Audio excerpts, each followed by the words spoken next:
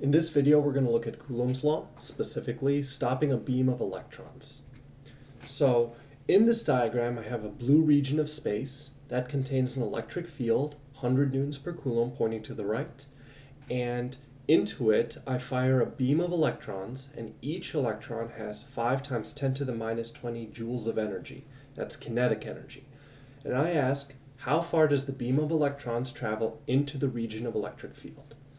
So our plan for solving this problem is, first, we know that the field will exert a force on each electron. We know that a force will cause the electron to accelerate. And so we can use kinematics to determine the beam penetration in the region of electric field. So let's go through it. First, let's find the velocity of one electron. Kinetic energy is half mv squared. I can plug in the numbers that I'm given. The kinetic energy is 5 times 10 to the minus 20. Mass of an electron is 9.11 times 10 to the minus 31 kilograms.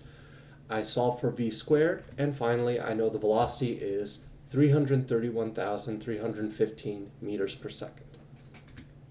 Separately from that, I can find the force on one electron. I know force is equal to Q times E. I can plug in the numbers once again. Q is the charge on one electron, and E is the electric field. And I get a force of 1.6 times 10 to the minus 17 newtons. From that, I can determine the acceleration. That's just Newton's law. F is equal to ma.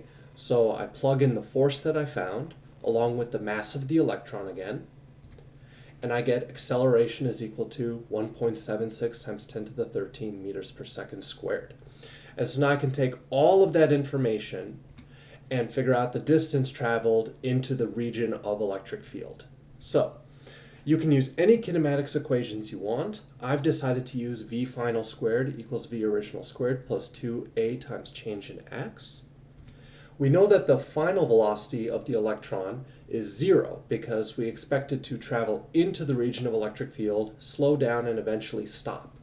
The v original squared is what we found out a little bit earlier in the problem, and the acceleration is what we found out in the last iteration.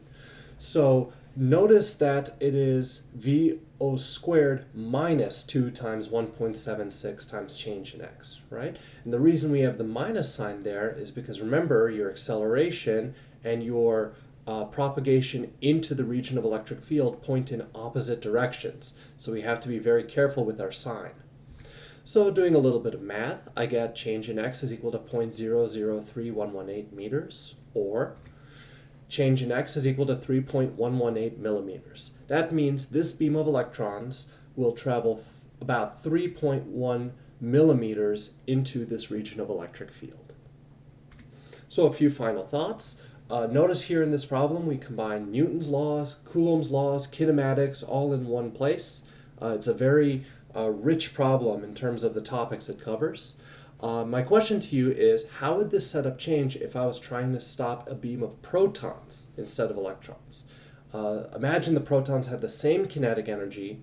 How would everything change in this problem? So